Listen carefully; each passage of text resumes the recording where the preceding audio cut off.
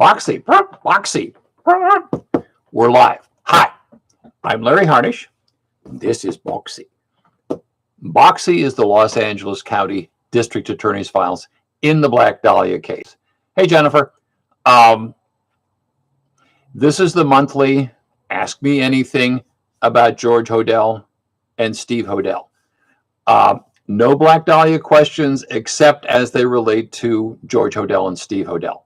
I have another one just on the Black Dahlia case, first Tuesday of the month, which will be March 4th, 2025. And then the next George Hodel chat will be March 18th, 2025. Okay. Let me say right now, at the very beginning, the chat is on super slow to deter trolls. I don't tolerate any harassment. No, thank you. This is, hey, Sheila, this is Ask Me Anything. It's not Tell Me Anything. If you have anything to say, that's fine. Make it a question rather than an observation. And skepticism is fine. That's okay. If you want me to elaborate on something, that's fine. But I'm not here to argue, okay?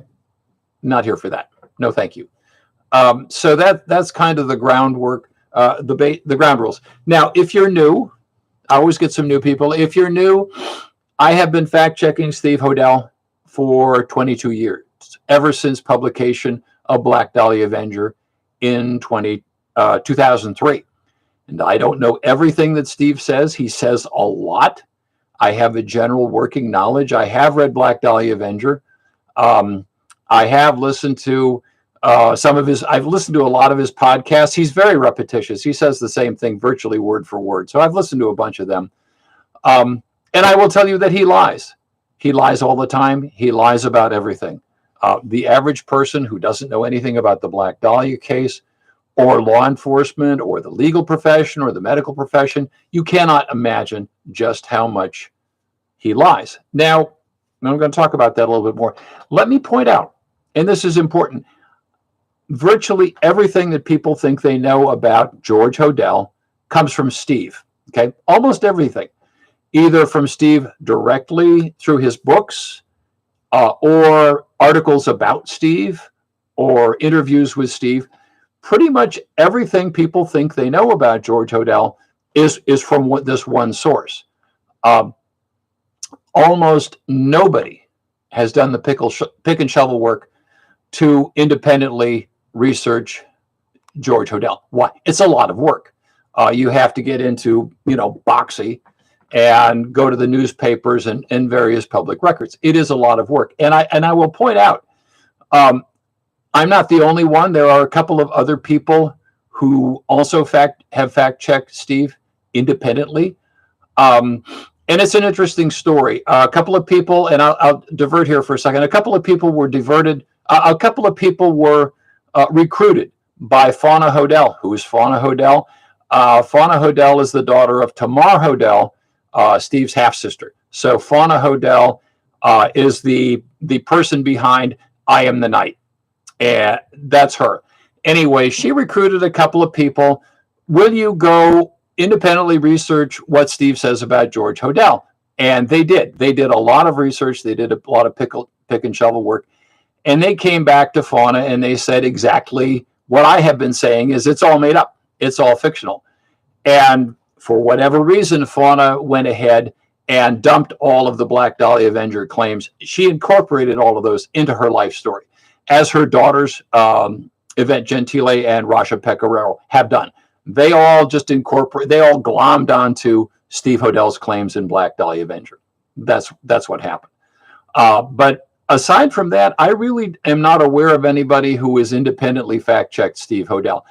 And I highly recommend anybody who is really under the spell of Black Dahlia Avenger, go to the online archives, go to the public records, see what you find. See if any of that bears up under scrutiny, and let me know. Okay, so that's that. Now, there is somebody who there is somebody who likes to go into Wikipedia, and they they will add that infamous critic Larry Harnisch engages in ad hominem attacks on Steve Hodel. He doesn't use any facts. It's just an ad hominem. Okay, what is ad hominem? That's Latin for attacking the man, and it's an illogical fallacy where when you don't when you don't deal with details, you attack the individual. And let me turn that around, because the person who does the ad hominem attacks is Steve Hodel. He will call me chronic naysayer. He will call me the angry, bitter curmudgeon.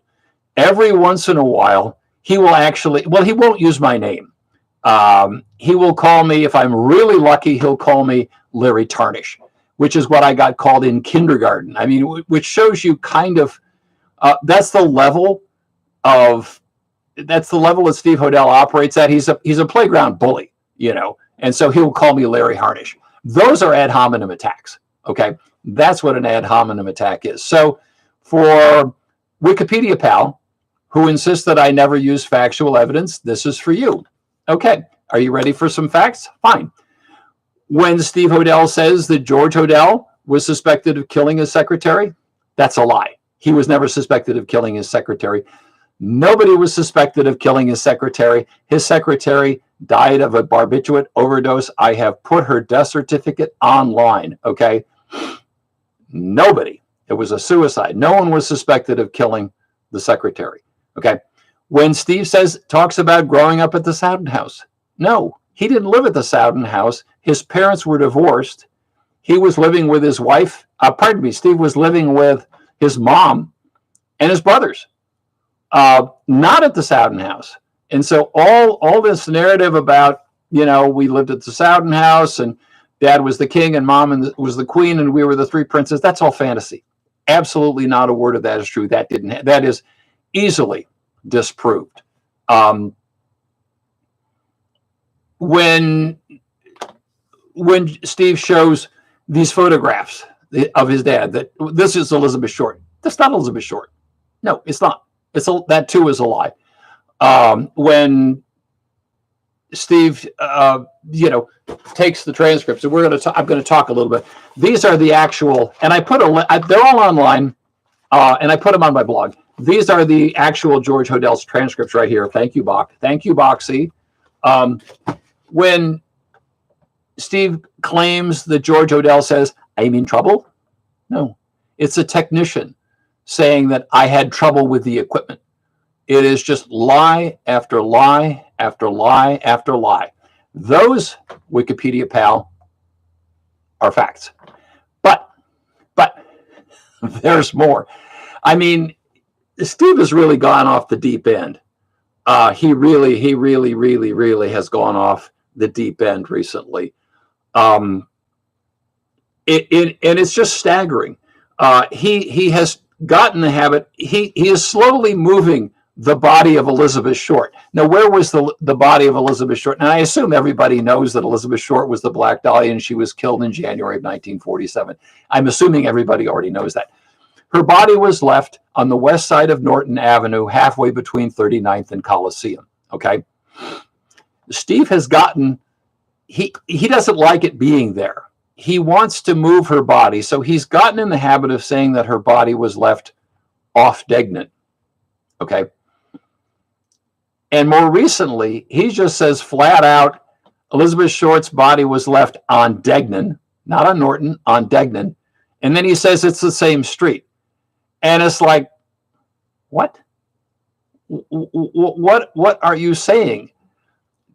Degnan and Norton are the same street? Well, that's going to be a surprise to all the people who live on Norton and all the people who live on Degnan and to the post office, the postal service, who has to deliver to these two different streets. Let me make absolutely clear. At the point where Elizabeth Short's body was found on Norton Avenue, halfway between 39th and Coliseum, you can Google it. There is the next street east of that is Grayburn. Okay.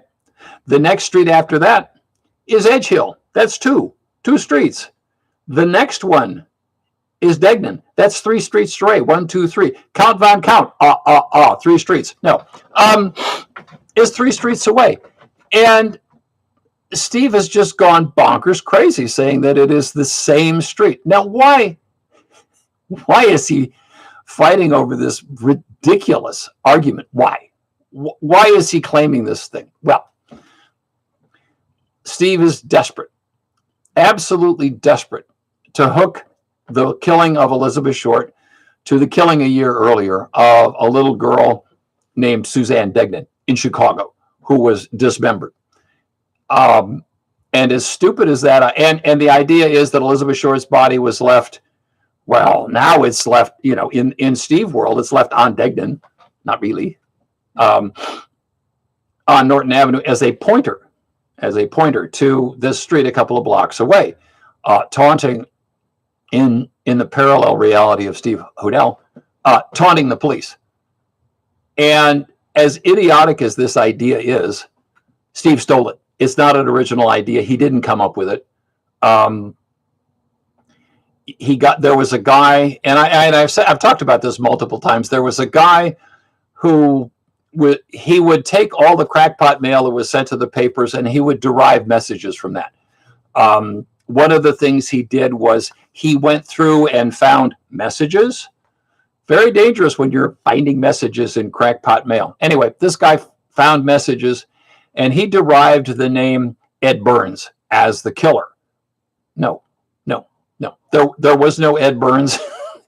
Ed Burns did not kill the Black Dahlia. But if you go rummage around online for the Black Dahlia stuff, you'll see this, Ed Burns. It's like, no, that's a fictional person. Anyway, this guy who used to write, and the reason I'm not giving his website is because it's defunct, and it is now, I'm told, a site for malware. But it was something along the lines of Black Dahlia solution info, I know the answer, org, something. I honestly kind of forget what. I think the guy's name was Ron Cohn. I'm not positive about that. I haven't looked at it in a while. Anyway, he wrote to me as Jack Pico. He used a mail drop in San Diego and called himself Jack Pico, and he mailed me like that much of his findings. Anyway, Steve stole, and Steve is desperate to link these two murders together. But there's more. There is always more. Because aside from having Elizabeth Short's body in Steve world as a pointer to Degnan, he has furthered it by getting into the Jean French murder. Okay, who is Jean French? Why are we talking about her? Jean French was a woman who was beaten to death in February 10th, if you want to mark the day. I believe it was February 10th, 1947, almost a month after Elizabeth Short. And her body was left on Grandview, okay? And Steve has worked it around so that, no, her body wasn't left on Grandview at all. Her body was left on Mountain View, which is another street, as a taunt to the police, indicating the cemetery where Elizabeth Short is buried up in Oakland. And therefore, the Suzanne, this is a chain of map murders where the killer is taunting the police by leaving Elizabeth Short's body on near Degnan, and then leaving Jean French's body on Mountain View to indicate a link to the Black Dahlia killing. No. The body of Jean French was left on Grandview. I have it in the inquest. I have it in the police report. At the inquest, the police officer, the responding police officer, says the body, Jean French's body, was on Grandview. He says, and it was a horrible murder. He says, yeah, there was a pool of blood 3 or 4 feet wide in the street, Grandview. So it's all this goofy stuff that Steve does. As I said, it's really gone bonkers. Anyway, so those are kind of the factual rebuttals to the Wikipedia folks. Oh, I forgot one. Now, Steve has gotten into claiming, he's got a couple of more bizarre claims. First of all, he says this woman named Romaine Goldsmith sold the Soudan house to his dad. Now, Steve doesn't present a lick, nothing of underlying proof. He doesn't show anything to ever attach the name Romaine Goldsmith to the Soudan house. There isn't like voter registration or public records or anything like that. There's nothing. And more recently, he said, this actress, Carol Foreman, was renting a room and blah, blah, blah. I was like, well, hang on, Steve-O. In Steve world, who's living at the Soudan house? Okay. In Steve world, not reality. George, Steve's mom, the three boys, Joe Barrett, maybe, some of these other rumors, and this actress, they're all crammed into this house. I mean, it becomes just goofy. And again, all you have to do is sit down with public records. I know, so boring. There's nothing to attach, because I've looked at the history of the Soudan house. Every 2 years, California registers voters and their addresses, and there is absolutely nothing in voter registration to attach Carol Foreman to the Soudan house. It's all this wild, crazy stuff. I mean, it's just if you haven't independently checked Steve, you can't imagine. You absolutely can't imagine the goofball stuff he comes up with. Okay, my rant is over. Wikipedia guy person, I hope that satisfies you. Your complaints about me not having facts and just an ad hominem attack on Steve. Those are facts. Okay. Republican one asks, Steve Hodel says a Chinese sacrificial tablet was stolen from George's house in November 47, and the LAPD had something to do with it. How could that be? No, that's Steve Hodel's parallel reality. Was a Chinese tablet stolen from the Soudan house? Yes, that is true. That got written up in the news reports. There isn't a lot of news coverage of George Hodel before the trial, where he was accused of molesting Tamar. There was a little feature about he had this visitor. I'm relying on my memory here. This visitor from this woman from China, and then there was this tablet was stolen, and were the cops involved in it? No, it was just apparently a burglary. It's just more Steve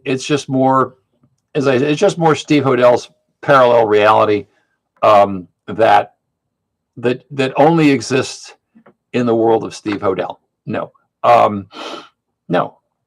It's, as I said before, researching George Hodel before the trial can be a challenge.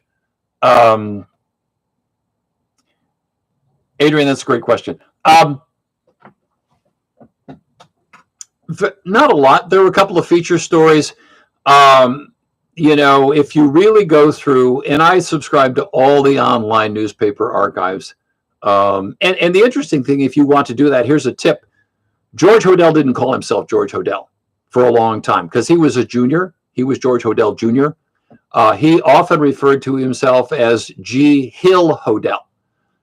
So if you're going through old newspapers looking for information on Georgie, look for G. Hill Hodel. Later on, he became George Hodel, but there's a lot of news stories where he is Dr. G. Hill Hodel. That's pretty common. Okay, let's see. I got a question in the chat last time, and I didn't answer it adequately. I mean, I went off on a tangent, as I will do. I went off on a tangent that really didn't answer this individual's question, which was, Is there any convincing someone who buys into the original Hodel book theory but thinks Steve screwed it up with the subsequent books? I run into folks who believe George did the Dahlia but no others. Okay. So the question actually, which I did not answer, I'm sorry, apologies. How do you talk to somebody who, okay, and I've run into, I too have encountered, okay, well, I don't think George Hodel was Zodiac. I don't think he did that, but I'm pretty sure that, that the evidence is clear that he killed Elizabeth Short. And how do you talk to somebody like, I mean, the short answer is you can't talk them out of it. They're locked into this narrative, and dynamite can't persuade them. But I would ask, well, if Steve is wrong about that, why is he suddenly right about that? If he's wrong about his dad being the Zodiac, why is he correct about being him killing Elizabeth Short? If he's wrong about X, Y, and Z, how can he possibly be right about A? And he's not. He's it's all made up. It's all fake from A to Z. But how do you talk somebody out of it? I don't know. I think it has to. I think that has to come from within. And every so often, I will encounter somebody who was under the spell of, we'll say, Severed, because John Gilmore's Severed, which was, I think that was the first book that came out about the Black Dahlia case. And Severed is 25% mistakes and 50% fiction, but there was nothing else. And so people read it and referred to it as a source, and a lot of material got picked up from Severed and appears in other books. It's surprising how much the information from Severed has spread, even into John Douglas's cases that haunt us. Okay, let's see here. Right, you could, yeah. There's, right, exactly. Why did Steve Hodel not hire an independent researcher or investigator before writing Black Dahlia Avenger? Okay, my understanding of Black Dahlia Avenger is that he was living up in this, and this kind of comes from Steve. He had moved up to Washington. Okay, very quick outline of Steve's career. Steve's with the LAPD for so many years, and he retires, and then he decides to get out of Los Angeles, and he goes up to the Pacific Northwest because he's got a couple of little kids, and so he's up there. And then his dad dies, and there's this rigmarole about, he goes on this mission to clear his dad, based on what Tamar says about the dad. And I'm summarizing. If you know the story, I'm summarizing the heck out of it. Anyway, Steve becomes a man on a mission to clear his dad, which had already been done in like 1950. There's the memo in here about the various suspects. It dismisses George Hodel as, well, we did surveillance and we interviewed witnesses, and everything tends to eliminate this individual. So he had already been cleared in the 50s. So Steve really didn't need to go on this mission to clear his dad, but actually, cobbled together this goofy theory about his dad. So my understanding is that he was up in the Pacific Northwest. I haven't forgotten your question. My understanding is that he was up in the Pacific Northwest, and he had a girlfriend or something who was emailing him newspaper stories, and he has. So that was kind of his research. He didn't hire anybody good, and if you have fact checked Steve at all, as I have, he's horrible with details. Steve cannot be trusted with details. He absolutely is atrocious. And an example is in the introduction, the first chapter of Black Dahlia Avenger. He's talking about the LAPD, and he says, yeah, the LAPD was experienced with Hollywood crimes like the Fatty Arbuckle case. What? It's like, what are you talking about? That was in San Francisco. I mean, if you read Hollywood Babylon, you would know that was not in LA. That was not even in Los Angeles. It was in San Francisco. I mean, Steve makes these staggering mistakes, and they just zip right by. No, Steve is horrible with details. He really cannot be trusted. There isn't anything he can't screw up. He's not a detail person. I can tell you that from researching him. There's one thing on Ancestry.com where George came back to the United States. He came in on an airplane, okay, and he had to go through customs, so they checked his passport and stuff. Well, Steve's got this thing on Ancestry.com because Steve is the big dog pissing all over anything to do with his dad, and he talks about this airplane as if it was a ship during in the 40s. It's like, no, Steve, that's not a ship. It's an airplane. Can't you tell? It's just, Steve is really not a detail guy. It is long story short. So no, he did not hire an independent researcher or an investigator. I guess he thought he was a trained enough investigator. But I should point out, most important about that is when Steve was researching Black Dahlia Avenger, the one place he did not go was to the LAPD and say, hey, can I see my dad's file in the Black Dahlia files? Can I see what you got on my dad? He didn't do that. And I know he didn't do that because Brian Carr, the late Brian Carr, said, if Steve had come to me before writing Black Dahlia Avenger and asked to see his dad's file, I would have showed it to him out of professional courtesy. He never asked to see it. Now Steve bellyaches about how the LAPD won't show him the file, and of course not. From the LAPD's point of view, he's just a publicity hound. So of course they're not going to cooperate. But no, he did not. If he had hired an independent researcher, especially anybody who was good, like me, or the other people, the people that Fauna recruited, they both did excellent work. My golly, the people who did the research for Fauna went through all the Man Ray stuff that I have only touched on that. They went through all the Man Ray stuff and found it's like, no, nothing there.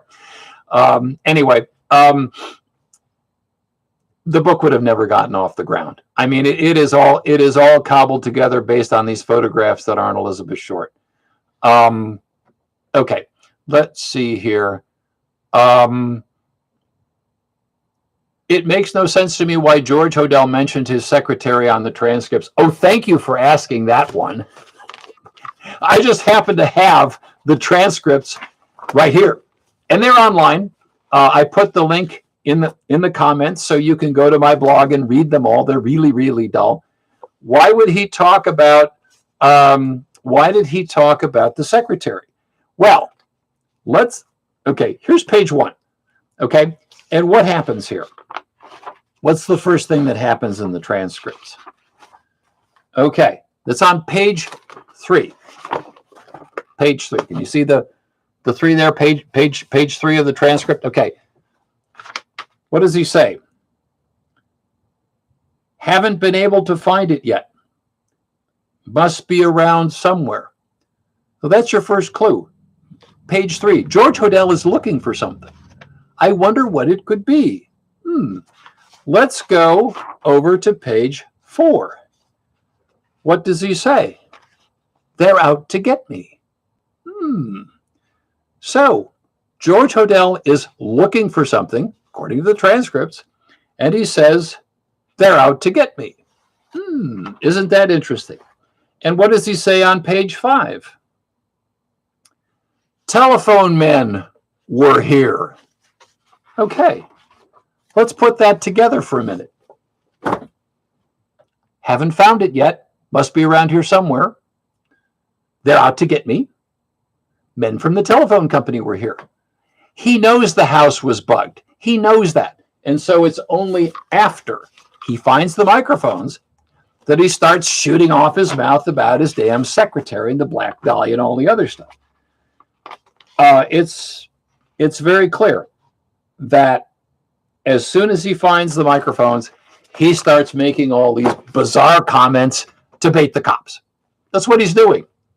letting him know I know you're listening, and that is human nature. And there's more. There is more when you go into Mr. Wikipedia. When you go into the Wikipedia article, you will see that somebody has smushed these quotes together. They're actually a couple of pages apart. But the reality is, as I said, the secretary, this poor lady named Ruth Spalding, he didn't kill her. He was never suspected of killing her. She committed suicide. I have put Ruth Spalding's, not the news stories, and her actual death certificate. I went and got her death certificate. It's online. And Steve will get around that as he talks his way around everything. Well, George, my dad forced her to overdose. And it's like, what? Forced her to overdose on barbiturates, really? A little research on how that happens is, how do you overdose? Well, you have to take a lot of barbiturates and with alcohol. And he forced her to take all these pills and, drink. It's like, it's just this parallel. It's just this alternative reality that Steve has come up with. It's just bizarre. Who is Chuck Morgan, and was he the detective that followed George Hodel around? There was a guy named Morgan. I can't remember his first name off the top of my head, but there were, I think, two detectives. Frank Jemison did most of the heavy lifting on the Black Dahlia in Boxie. This is like 80% Frank Jemison, and there's a few things by Morgan, but most of it's Frank Jemison. There's a narrative in there of, gosh, I'm relying on my memory here. Some detective followed George Hodel. I think he picked up Dorothy. They went to an art gallery, and, it was very inconclusive, boring, what have you. I think there's that. But there are a few references in Boxie to Morgan. But the main thing is Frank Jemison.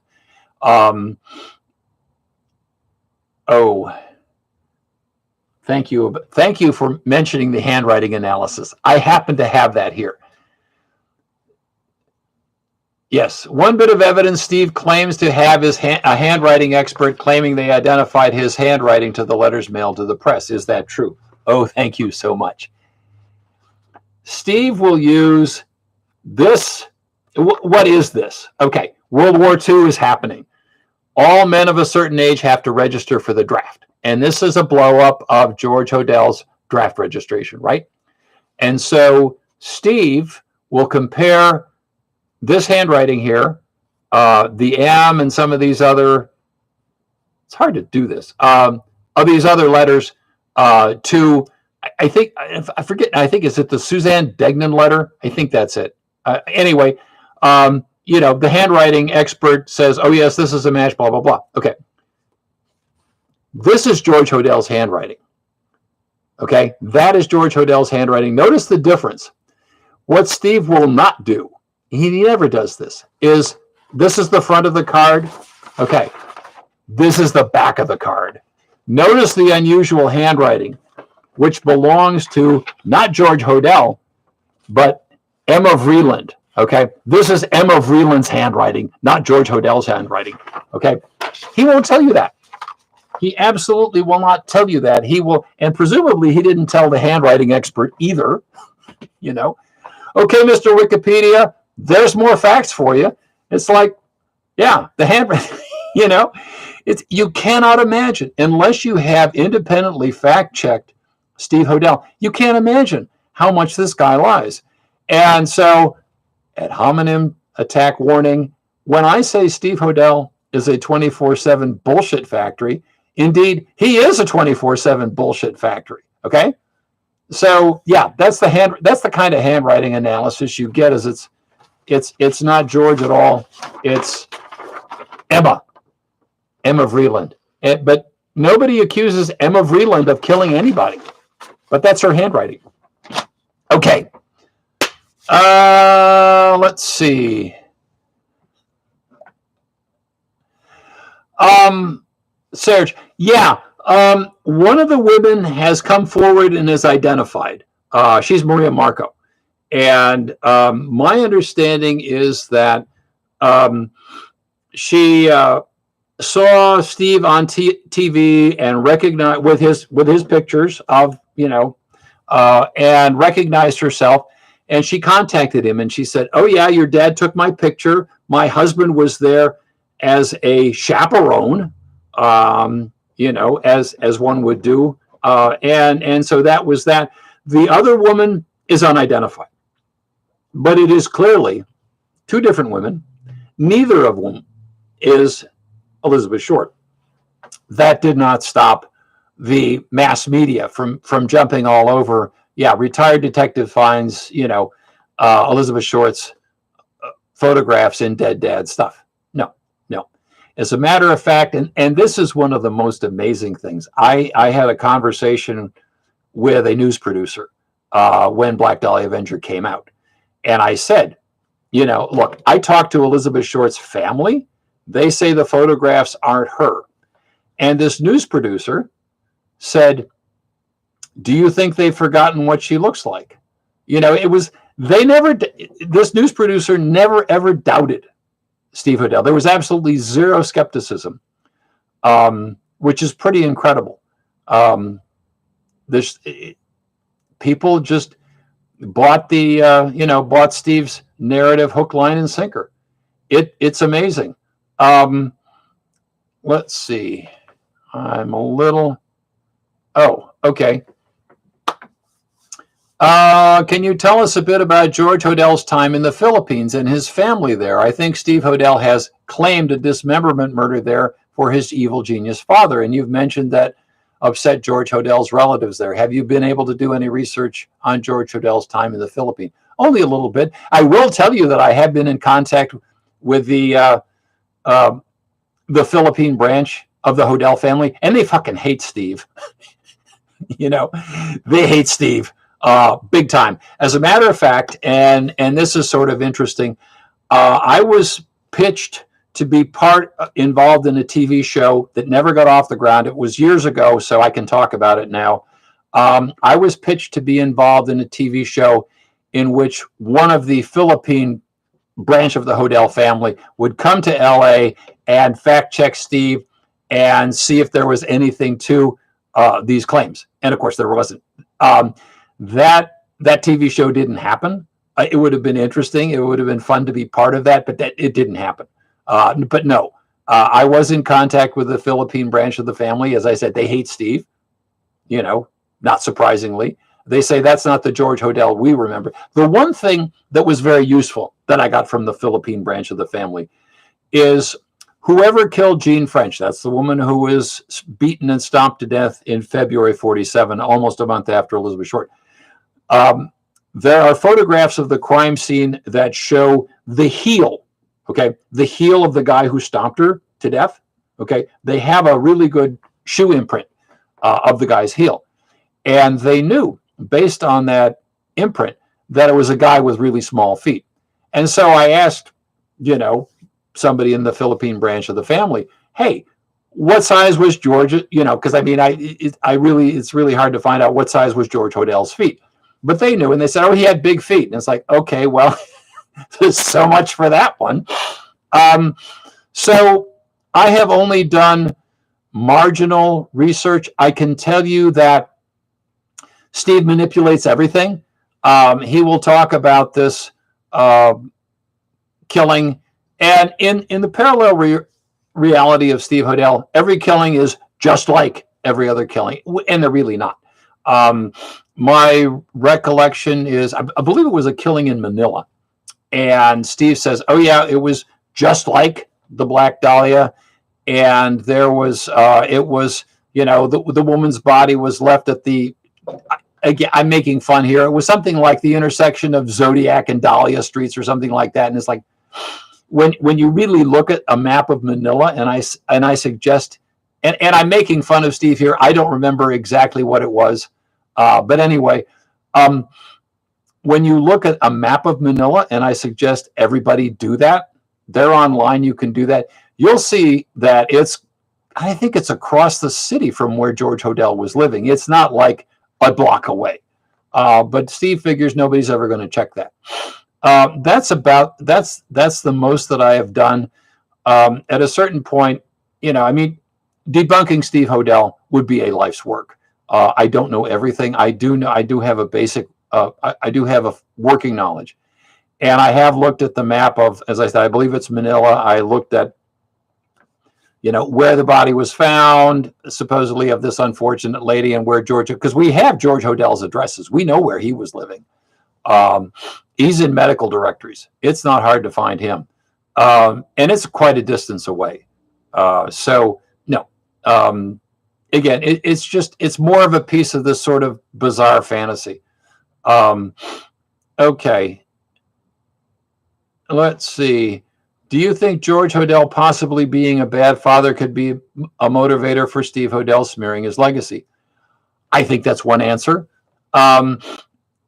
If there is one failure of George Hodel, it was he didn't get custody of Steve and his brothers. George Hodel had a lot of kids. It's really hard to keep track of George Hodel's marriages and kids. He had a lot, which will enter into all of this. The prominent players are Duncan, the first son, Duncan Hodel, and I think there was a daughter from the first marriage. And Steve, well, there's a lot of bad blood in the Hodel family. There's a lot of bad blood between Steve and Duncan. And so Steve would kind of, in his petty way, get back at Duncan by saying, oh, well, your parents weren't married. It was a common law marriage. And, okay, fact check. Common law marriage is not recognized in California. So they were. I mean, when you look at wife number one, she changed her name. They were listed as husband and wife in the census records and everything else. And anyway, so there's Duncan, and I think there was, and then relationship number two, that was Tamar. Okay, and then marriage number 2 or 3. I don't think he ever married Tamar's mom, because Tamar's birth certificate doesn't list a dad, but it's probably George. Then wife number 2, also that's Steve's mom, and that's 3 kids. And then there are more wives and more kids, and so yeah, I mean, Steve's mom was unquestionably an alcoholic. She got written up in the newspapers for neglecting Steve and his brothers. They were dirty, they were neglected. I mean, it's in here, and it's also in the newspaper articles, and I think I posted them, because the mom kept getting arrested for child neglect, was put on probation, and finally went to jail for neglecting Steve and his brothers.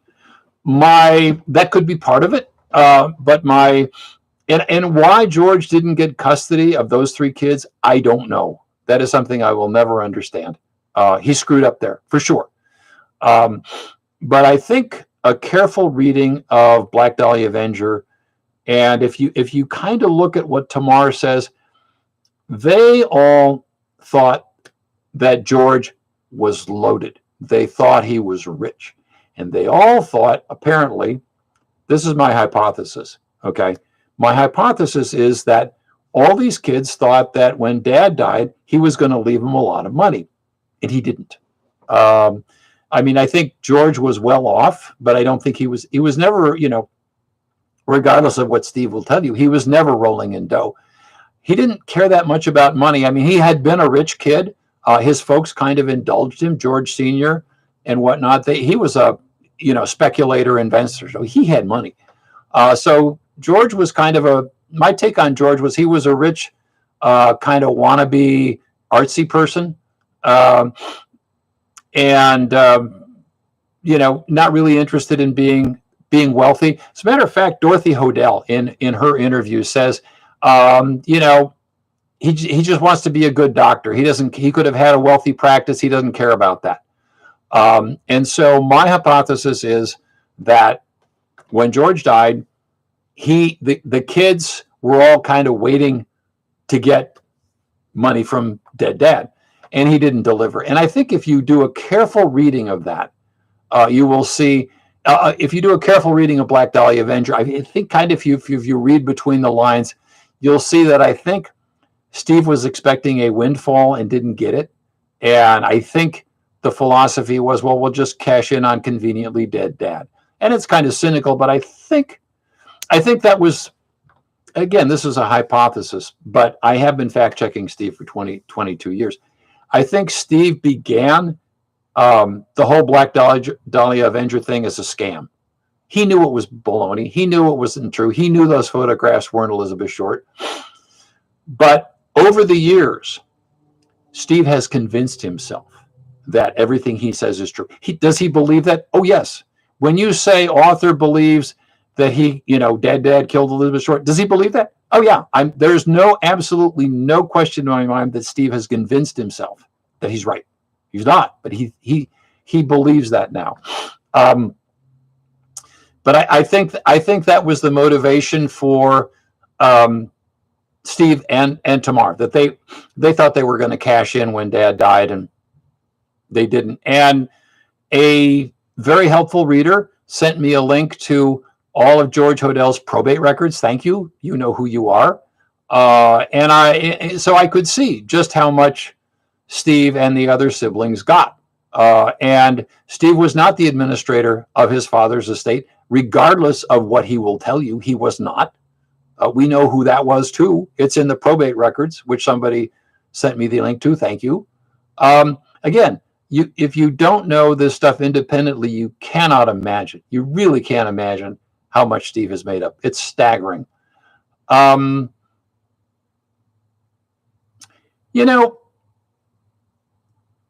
think my bottom line, whatever, insight I have into the personality of Steve Hodel, is Steve needs to keep coming up with stuff.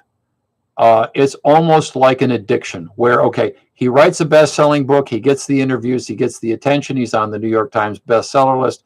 Okay, how can I get that kick again? Well, I have to find more clues. I have to find more evidence. I have to write another book. And so Steve writes book after book. He just keeps writing books. And he's got he's written 2 plays, not just 1, but 2 plays. And he's got a book about Zodiac and he's gone on and written a book about his dad's early cases when his dad was like from the 1920s, in the 1930s. Steve will be writing books about his dad as long as he's breathing. But I think at this point it's an addiction. But does he believe it? Yeah. I think Steve is so hooked on doing the appearances and getting the interviews and all that stuff that he's got to keep that going somehow. He's got to keep that feeling going with more interviews, more claims, more clues. He's up to, Dad did 50 killings in 50 years. And it's like, no, that's just goofy. No, that didn't happen. Okay. Next question. Oh, the missing week, which Steve will tell you didn't exist. Steve will tell you that no, that the missing week was the creation of the newspapers, and that he has figured out where Elizabeth Short was by going through the newspapers on the interesting theory that the police detectives didn't read the newspapers at the time, and so Steve could go through the old papers and figure out, oh, she was cited here, she was cited here. You have to understand that in the killing of Elizabeth Short was a sensation. It was sensational news. It was big page 1 banner headlines, except for the Los Angeles Times. The Los Angeles Times was very squeamish about murder and never put the Black Dahlia on the front page, except when 2 times. Once when they got Joseph Dumas, and once for my story about the 50th anniversary. That's the only time the Black Dahlia has been on the front page of the LA Times. All the rest is buried inside. But the other papers, big play on the Black Dahlia killing. And so people convinced themselves that they had seen her in so many places, it would be humanly impossible to be for a single person to be everywhere that people thought they had seen Elizabeth Short, because she was supposedly cited in San Diego. And she was cited at this bar and this bar and this cafe and on a streetcar and at a taxi stand. And it's like, It is humanly impossible for one person to be all of those places. And in fact, the police spent a ton of time tracking down sightings, reported sightings of Elizabeth Short. They found one woman who looked very much like Elizabeth Short, and she eliminated a couple of false sightings, as a matter of fact. No, it is, we have it from the original homicide detective, Harry Hansen. We have it from the head of homicide at the time, Jack Donahoe. We don't know where she went. From the time she walked out of the Biltmore Hotel on January 9th until the time her body was found on January 15th, we do not know. Now, that's a very hard thing for anybody to accept. We don't know. We don't know. That's hard. It's much better to kind of fill it in. And one of the things you'll hear is, oh, she went to the Crown Jewel Cocktail Lounge. Well, there's a ton of research in here about the Crown. Thank you, Boxie. Well, there's a ton of research in Boxie on the Crown Jewel Cocktail Lounge that when you file a Freedom of Information request, you don't get that. But I have it. They did a ton of research on the Crown Jewel Cocktail Lounge. She wasn't there. No. Okay. Let's see. Let's see. Why did Michelle hang out with Tamar Hodel? Tamar was a big, my take on Tamar is she was a wild, incorrigible lady. When Fauna Hodel met Tamar for the first time, I think it's in a feature story, maybe in the Reno paper. I think Fauna had a film project called Pretty Hattie's Baby. And I think Fauna talked about Tamar in that, where Fauna flew out to, Tamar was living in Hawaii at that point. Tamar was kind of a groupie. She was kind of wild. I think I'm relying on my memory here again. I have it all in my notes, but again, my memory. I think she was mixed up with Lenny Bruce or something like that. I'm trusting my memory. Anyway, when Tamar, the daughter, goes out to meet Bio Mom for the first time, and understand, Fauna was handed over to a black washroom attendant in Nevada, and told that she was part black. And so Fauna flies out to Hawaii to meet Bio Mom. And she says, Bio Mom Tamar is the, quote, and this is a quote, hippie of the year. And that's who Tamar, Tamar was a wild party girl, I think is why she was hanging out with Michelle Phillips.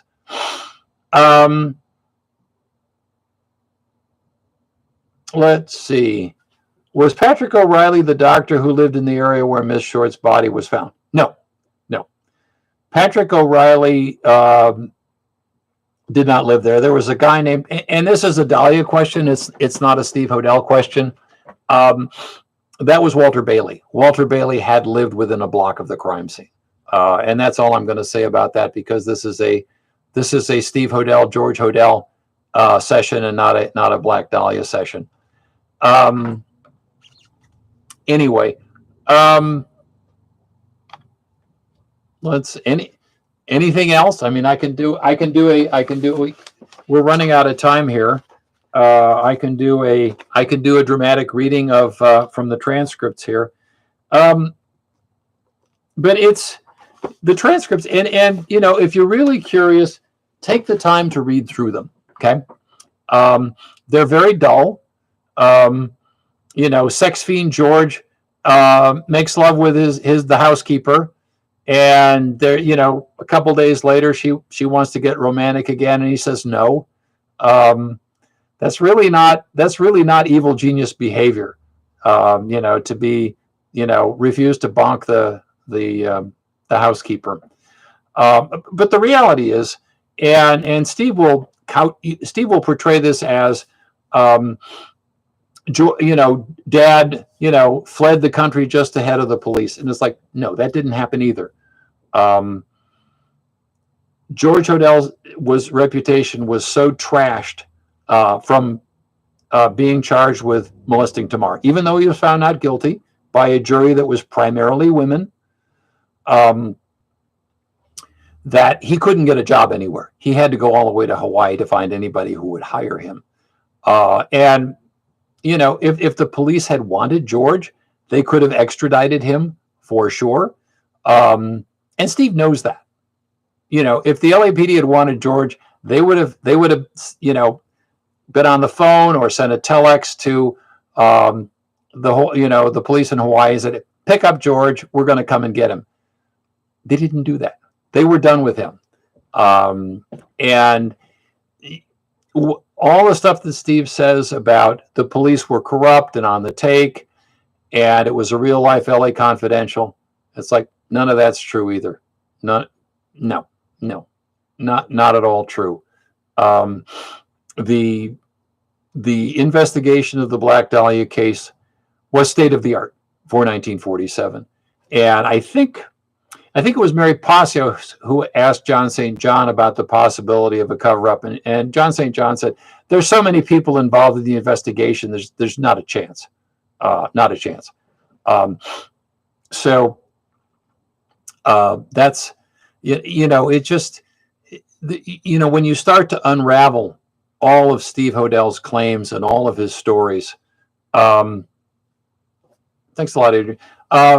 It just, you know, it's just layer after layer after layer, and it's hard to keep track of everything. Anyway, okay. I think this is a good point to wrap it up. Thank you, everybody, for coming. The next one is a Black Dahlia Ask Me Anything. That will be the first Tuesday in March, which is March 4th, 10 a.m. on YouTube. I don't do Instagram anymore, just YouTube. So, okay. Thanks, everybody. And if you have any questions in the meantime, leave them in the comments or email me. Okay. Have a great day.